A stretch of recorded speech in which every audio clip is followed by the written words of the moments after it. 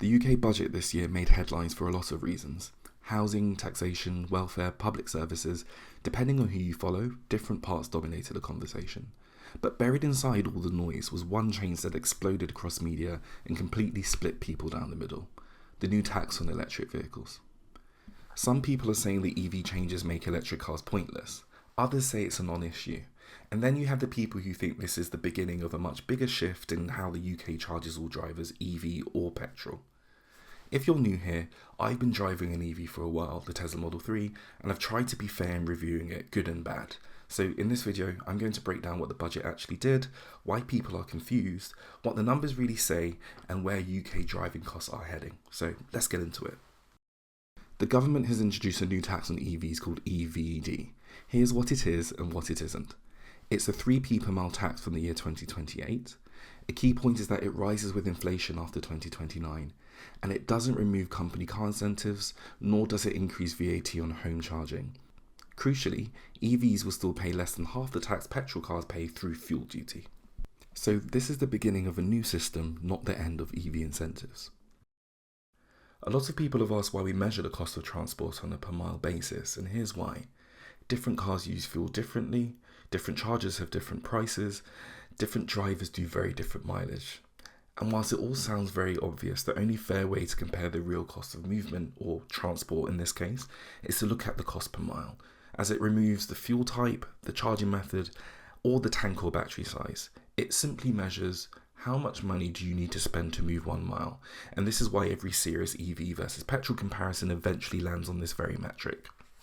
And here's the split that explains all online arguments. So there are two types of EV owners: people who charge at home. These people still enjoy very low running costs. And then there are people who rely on public or rapid chargers, and these people can now pay more than petrol drivers for some journeys. Every heated debate online combines these two groups and generates nonsense conclusions. So let's separate them and look at the numbers properly. So now we're going to look at the cost per mile between petrol cars and EVs. With petrol cars, assuming that average petrol car gets about 36 miles per gallon, at a cost of £1.35 per litre, you'd be eking out 17 pence per mile. Now looking at EVs with home charging, assuming that EVs get around 3.5 miles per kilowatt hour, assuming there's a cost of 24 to 26 pence per kilowatt hour used, the cost derives to around 7 pence per mile, and when you add that 3p tax, it rises up to 10 pence. Of course, night tariffs can be cheaper, so it can shift you up from 5 pence to 8p per mile. That said, home charging still wins comfortably. Now looking at EV drivers using public slow charging, at a cost of 50 to 55 pence per kilowatt hour, this means the cost of driving becomes around 15 pence per mile. Add tax, that takes you up to 18 pence.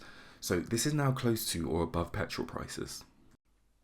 And lastly, looking at EV drivers using rapid charging, at a cost of 60 to 75 pence per kilowatt hour, the cost of driving becomes around 20 to 22 pence per mile. Then when you add the tax, you're looking at 23 to 25 pence per mile. So definitely more than petrol for many drivers. And this is why forums online have exploded.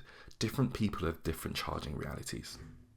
And just to clarify, there is a question around whether petrol drivers pay per mile in tax, and the answer is no. Petrol drivers do not pay a per mile tax. They pay a fuel duty per litre, so for every litre of petrol or diesel sold, they pay around 53 pence of that in just fuel duty alone, but it only looks like a mileage tax when you convert it. So 36 miles per gallon roughly equates to 6 to 7 pence per mile in fuel duty, but that is not how the tax works. EVs will have a true per mile tax, petrol cars do not, and this really matters for fairness arguments. And also there's a reason why we're not talking about upfront costs in this video.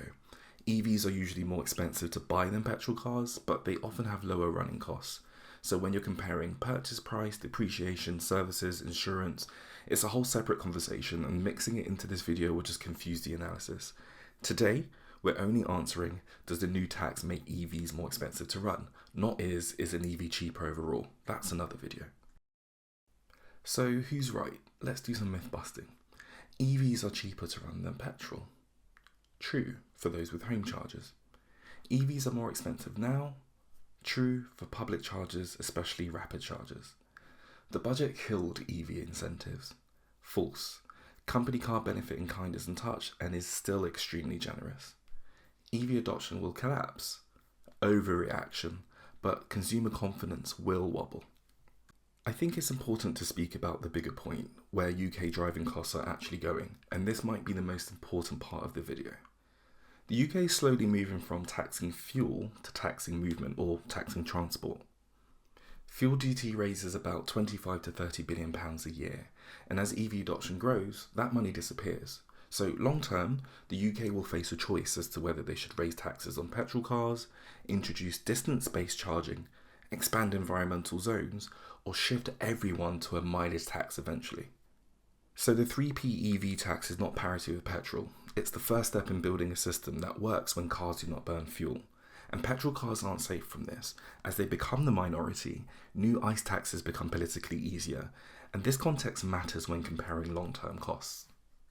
And with that in mind, the real issue is around infrastructure.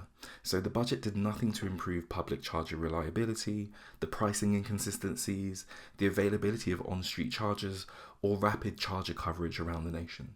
And this is still the biggest barrier to fair EV adoption, not the 3p tax. So should you buy an EV in 2025? Well, you should probably buy an EV if you can charge at home, if you drive something like 6,000 to 10,000 miles a year, if you can use cheap night tariffs, if you plan to keep the car long term, or if you have access to salary sacrifice or benefits in kind. These people still get the lowest cost per mile in the UK. Where you should avoid or delay is where you rely on public or rapid charging, where your local chargers are unreliable, and if you drive low mileage or if you need predictable running costs in particular, and crucially if you cannot charge at home. For these drivers, EV running costs are now inconsistent. So to wrap up, the budget did not kill EVs, but it did reveal the real dividing line. Home chargers still win, even after the new tax. Public charging EV owners may now pay more than petrol, and petrol cars will not stay cheap forever. New taxes will come as the system shifts. So the right question isn't about whether EVs are worth it. The question becomes, are EVs worth it for your charging situation and your view of where UK driving policy is heading? If you found this breakdown helpful, hit like so more people can see the facts instead of the noise, and tell me what your charging situation is in the comments. Thanks, and see you in the next video.